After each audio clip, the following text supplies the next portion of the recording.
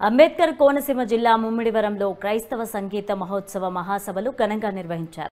Congress party నాయకులు జగ్గప్పరాజు ఆధ్వర్యంలో నిర్వహించిన ఈ మహాసభలలో క్రైస్తవులు అత్యధిక సంఖ్యలో పాల్గొన్నారు. ఈ సంగీత మహోత్సవ సభలో బ్రదర్ అనిల్ కుమార్ పాల్గొన్నారు. ముఖ్య అతిథిగా పాల్గొని ప్రసంగించారు. ప్రజలంతా శాంతి మార్గంలో నడుచుకోవాలని బ్రదర్ అనిల్ బోధించారు. బ్రదర్ అనిల్ తమ ప్రాంతానికి రావడం సంతోషంగా ఉందని కాంగ్రెస్ పార్టీ నాయకులు తెలిపారు.